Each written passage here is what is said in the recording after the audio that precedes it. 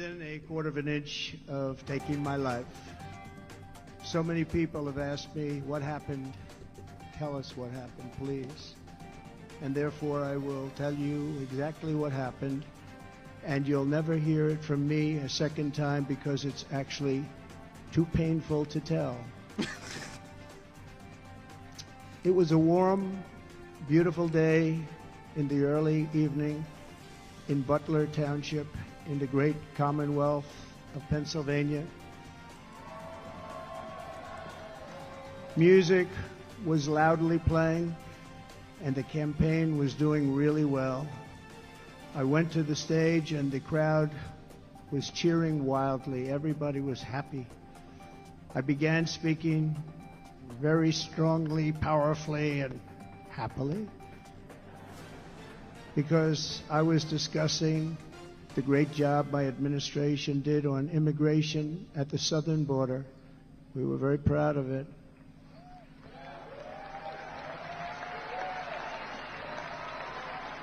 Behind me and to the right was a large screen that was displaying a chart of border crossings under my leadership.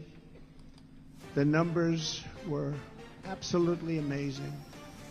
In order to see the chart, I started to, like this, turn to my right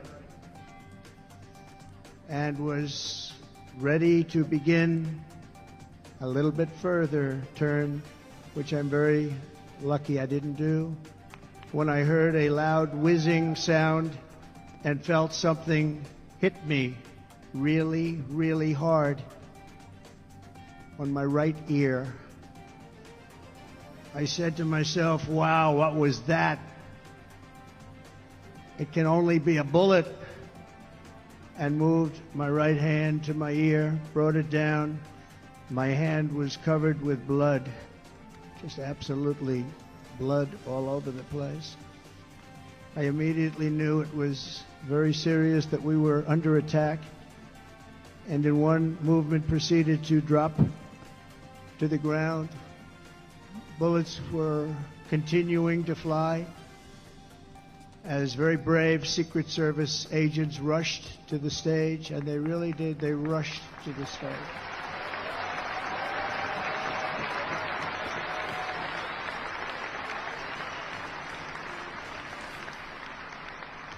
These are great people, at great risk, I will tell you, and pounced on top of me so that I would be protected.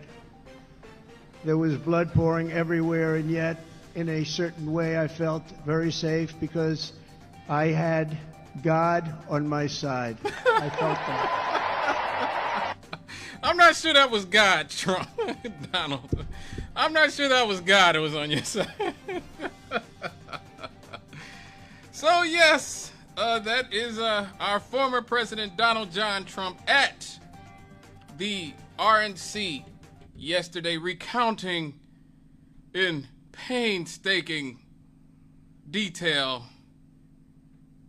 his assassination attempt on this Saturday that happened.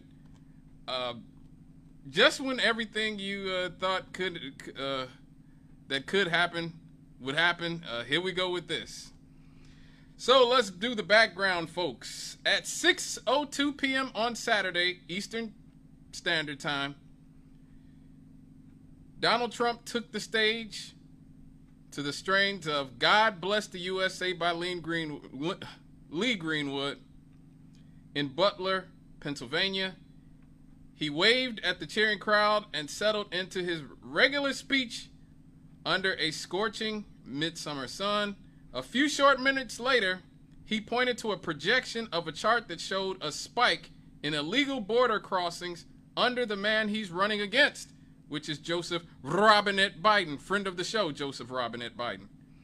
And the chart, he said the chart's a couple of months old, and then he said, and if you want to see something really sad, and then that's when shots rang out, at least 5, with Trump clutching his ear and as dark-suited Secret Service agents dashed towards him. He drops to the ground as agents yelled, "Get down!" and the thousands of rally-goers packed into the field in front of him. moved as one, dropping down as silence spread across the grass, punctuated only by an occasional scream. A few moments later, Trump stood as the Secret Service agents crowded around him, covering his body with their own. They tried to usher him off the stage as blood trickled from his ear. "Wait, wait, wait," Trump says, and he pumps his fist as the crowd cheered, which seemed to mouth the word fight. But fight, fight, fight. At least that's what it looked like he was saying. Before agents hustled him down the stairs to a black SUV, and he pumped his fist one more time before getting inside. The local district attorney has said that the shooter and one rally goer are dead. The FBI stated on early Sunday that the shooter is Thomas Matthew Crooks, who is only 20 years old. 20-year-old young man of Bethel Park, Pennsylvania. Obviously, after this, the Trump campaign released a statement saying that the president was basically fine. So here's what we know about this situation. Thomas Matthew Crooks was from Bethel Park, Pennsylvania, which was about 40 miles from where the shooting happened. He graduated in 2022 from Bethel Park High School with a prize for math and science, according to a local newspaper. He worked at a local nursing home kitchen just a short drive away from his house. And the staff member said that he passed a background check and raised no concerns. State voter records show that he is a registered Republican. He is also said to have donated $15 to a liberal campaign group called Act Blue in 2021. He had a membership at a local shooting club, Clareton Sportsman's Club, for at least a year. The club confirmed to the BBC. This vast club is based south of Pittsburgh and is one of the premier shooting facilities in the tri-state area of Pennsylvania, Ohio, and West Virginia, and has more than 2,000 members. It has multiple gun ranges, including a high-power rifle facility with targets up to 171 meters away. People still are trying to find a motivation. The authorities have said they have not been able to find what the motivation was.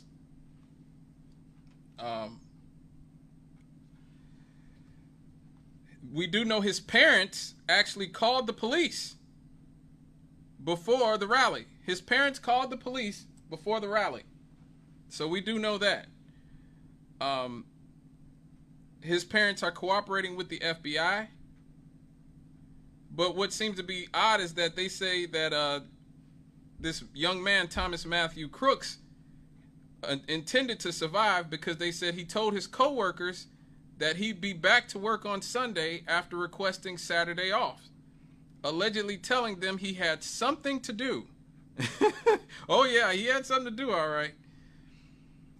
According to the reports, Thomas first raised suspicions 3 hours before the shooting, and as he entered the security screening area holding a rangefinder. Wow. Which is often used by hunters to measure distance. Oh, perfectly normal. Perfectly normal. Having a rangefinder. Right where the former president of the United States and the possible next president of the United States is about to give a speech. Per CNN, investigators discovered 2 remote control explosive devices in Crooks' car following the shooting. Woo, that is pretty heavy right there. My initial reaction to this was that Trump just won the election. Like, to me, I just don't see how the Democrats are going to be able to beat Donald Trump after getting shot. That's I always quote Chris Rock. He said the worst thing you can do is turn Trump into Tupac. And so, but Chris Rock was talking about with all the charges that Trump had. So Trump had a ton of charges, but now he's been shot like Tupac. And just like Tupac, getting shot has made Trump has seemed more grand and more epic in his presentation. I mean, anybody remembers when Tupac got shot the first time in New York City, when he got shot and he went to jail and he came back all bullet scarred up and out of jail. He was unstoppable. You know, he was by far the biggest artist on the planet at that point, you know. And a big part of the appeal was that he had sort of survived. He had survived his enemies trying to get rid of him. Same thing with 50 Cent. A big part of 50 Cent's selling point was that he got shot 9 times. Again, Chris Rock, the hilarious Chris Rock, he got shot 9 times. He got shot 9 times. You know, he was always joking about that was a big part of 50's appeal. And so now getting shot seems to be like it's going to be a part of Trump's appeal. And this is a truly, truly bizarre situation. I know for a lot of people, I know personally, a lot of people I've talked to online and seen online, they seem to think the thing is staged. I tend to not believe it is directly staged for the simple fact that there's too many cameras. Like we have the footage from the people who are pointing out the shooter on the rooftop moments for the attack. They are literally screaming. Look, they're all pointing. The Atlantic, maybe the Pacific. Yeah, someone's on top of the roof. Look. There he is right there. Yeah. Right there, you see him? He's laying down, you see him? Yeah, he's laying down. And so I'm here with you fighting like hell to get a Senate. What's happening? And to make sure we take back the White House, because if we do, we're going to make America better than ever before. We're going to make it. Yeah, look. There he is. Easy, because we have millions and millions of people in our country. So right now they're pointing out the shooter dangerous people on the top of the roof. We have criminals. He's We on have the roof. He's right. You hear the people screaming. Right here, right on the roof. It's much tougher Up than now. it happens. You went right on the roof, big guy. Up here. So you hear the people saying he's on the roof, and they're pointing out this young man right there who is on the roof, and the man who took the infamous photo now of the bullet whizzing either past Trump or out of Trump, depending on who you talk to, had this to say from the Associated Press. So today I was photographing former President Trump at a campaign rally here in Butler, Pennsylvania. I was right in front of the stage, directly in front of the stage. It was a normal rally. You know, I've done it hundreds of times, and over my left shoulder, I heard several pops, and I knew immediately it was gunfire. So I looked at the stage, and I saw the Secret Service agents rushing to President Trump. From that moment, I ran to the stage, and I started photographing the agents on top of them. And then off to my right, I saw the Secret Service counter-assault team arrive. And then I ran to the other side of the stage, and they picked President Trump up. And then as he's walking down the ramp, he started fist bumping to the crowd and waving. And I did notice he had blood coming down his face, as you can see in the photos. The agents took him down the ramp, and they put him into an SUV. And again, as he was getting into the SUV, he also started pumping his fist again. So I'm not sure how long it was from beginning to end, but you know, in my mind, it all happened really fast. At the moment I heard the shots being fired, I knew that this was a moment in American history that had to be documented. I mean, it's our job as journalists to do this work. So that's the photojournalist from the Associated Press who took the famous picture of the bullet whizzing past Trump's head. To me, I look at this situation as if it is more like 9/11 or Pearl Harbor or what we just saw in Israel with October 7th, right? These are all issues and situations where we know now that the governments involved knew a lot more about these events happening than they let on at the time. And so the president, regardless of who he is, whether it's Donald Trump, whether it's Joe Biden, whether it's Barack Obama, George W. Bush, Bill Clinton, whoever, the president is always getting death threats. That's a part of the job. You're going to get death threats if you're the president of the United States. You're going to get a lot of people want to kill you. That's why we have a Secret Service. Okay? So, knowing that there are thousands of people wanting to kill Donald Trump, they don't actually have to do maybe what is argued by many happened with Kennedy, either one of the Kennedy brothers, which is take care of them themselves. All you have to do is just not do your job.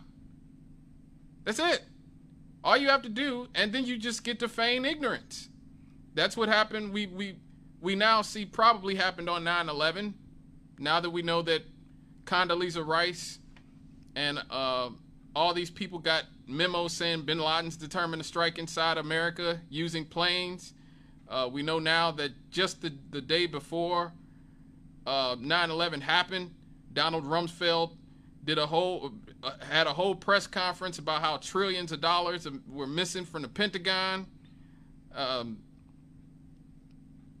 We know so much more, like how the Saudis were flown out of the country, the Saudi royal family was flown out of the country, and how they purposely sort of covered up the involvement of the Saudis for 20-something years. These are all sort of established facts that even the corporate mainstream media have to admit now, after years of calling all of us who talked about it conspiracy theorists for about 20 years. We know now that FDR knew Pearl Harbor was going to happen before it did. All he had to do was just let it happen, and that would give the United States then the excuse to enter World War II. We're probably going to do the story hopefully next week if Trump doesn't do something else, or something else doesn't happen to Trump or Joe Biden, about how much Israel knew about the attack on October 7th that Netanyahu allegedly let happen. That's how things happen now.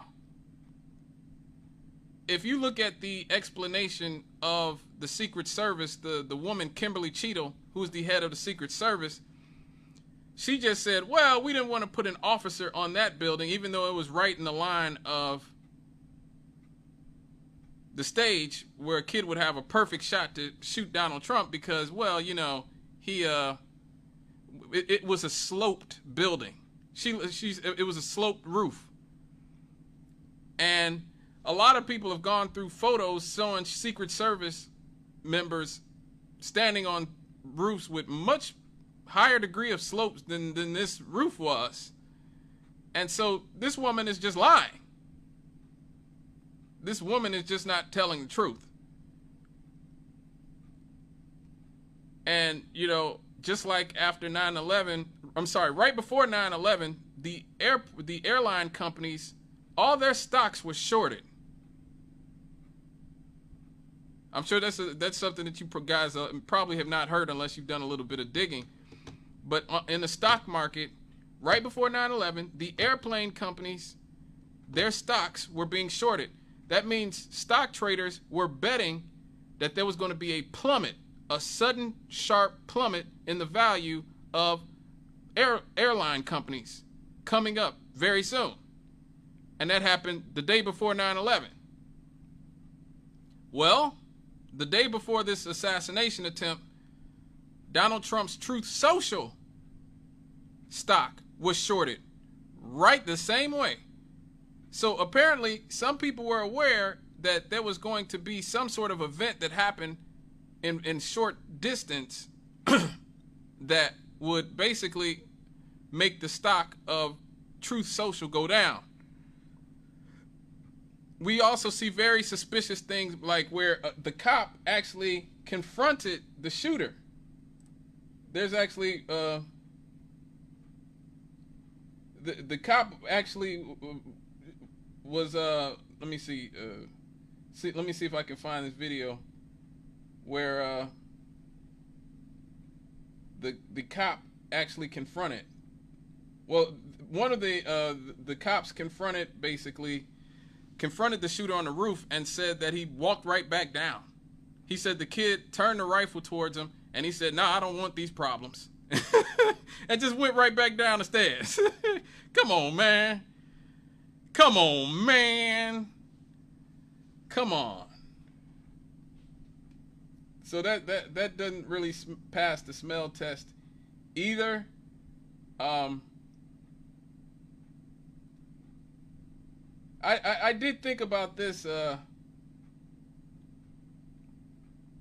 did think about this situation where the eyewitness, this is from the British broadcasting system, this man who was there said that personally that he was telling the Secret Service and the police that there was a shooter, a guy with a gun, standing on top of a roof, and they didn't do anything.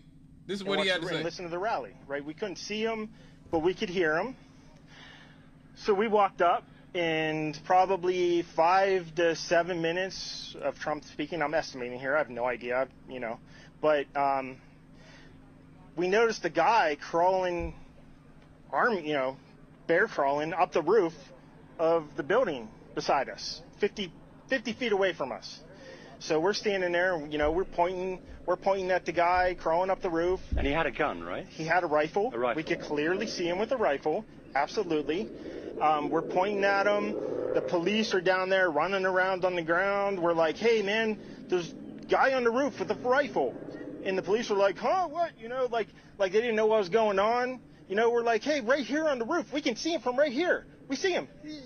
He's crawling." And next thing you know, I'm thinking to myself, why is Trump still speaking? Why have they not pulled him up the stage?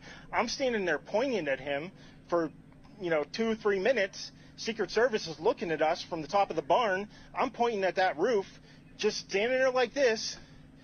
And next thing you know, 5 shots ring out. So you're certain that the shots came from that guy on the roof? 100%.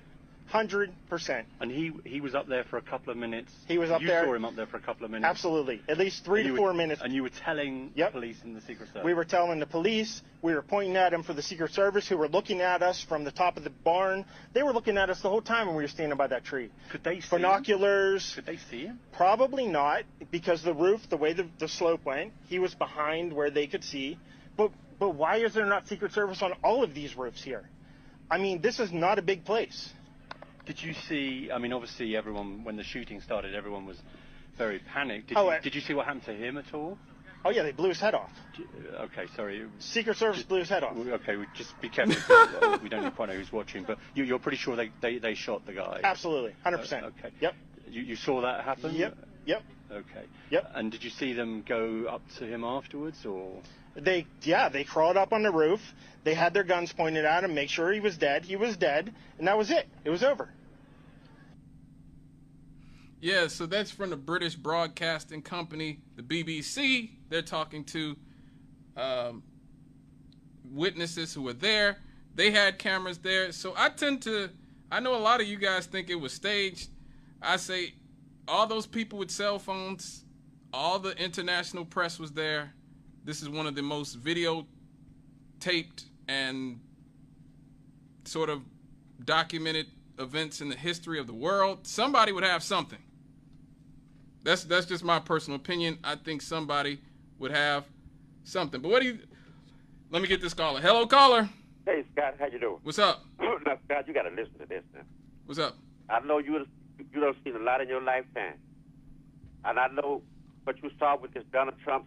I know the whole world is talking about it. Mm-hmm. But now, I'm going to say something. Don't laugh and don't get mad, okay? Mm-hmm.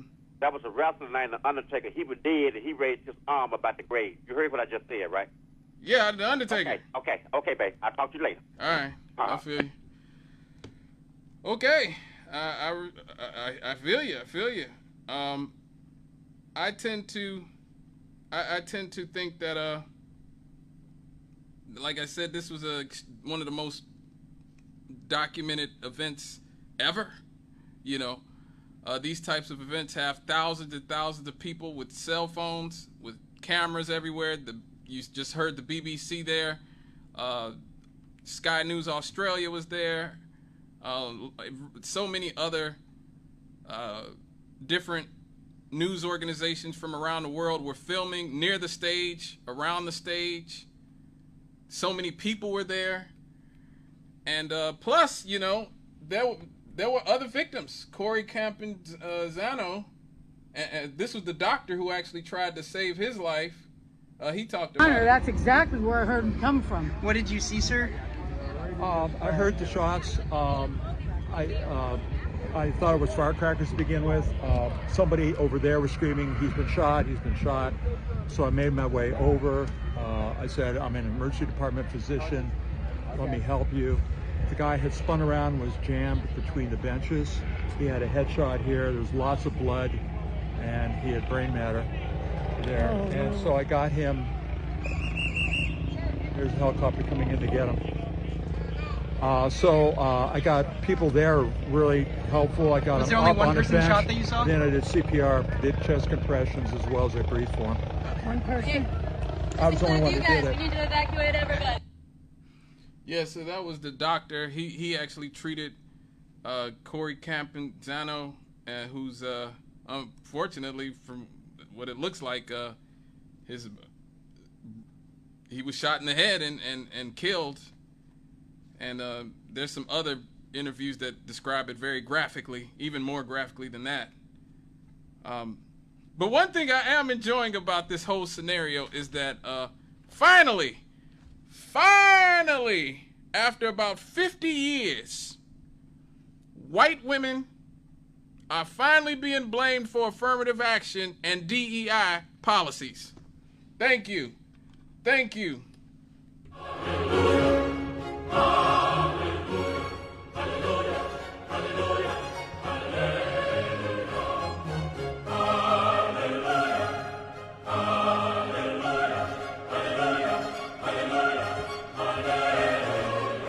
Yes. Hallelujah. About time. Now, if you listen to the show, you know I talk about this all the time. White women were the #1 beneficiaries of affirmative action. Me and Booz used to talk about it during his when we were on Monday nights all the time. For 50 years, we have been blamed for affirmative action. When it is their white men's mothers, their sisters, their daughters, their nieces, all them who were the ones who were really the ones benefiting most from affirmative action.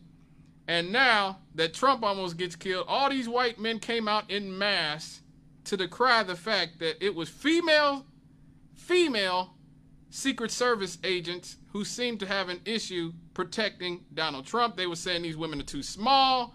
There's no way the 6'3", 250-pound Trump should be protected by these women who look to be 5'3", 5'4". A lot of footage went viral of one of them having a problem even holstering her own gun, which is really sad. It's really sad that people are really picking on that woman. Kimberly Cheadle, who is the head of the Secret Service, I mentioned her earlier. People are attacking her credentials and saying that she didn't deserve to be there. So I think it's about damn time that we see white women get the blame they deserve for being the majority of people who benefit from affirmative action. Okay? You know, I support affirmative action, but only for Black Americans and Native Americans and nobody else.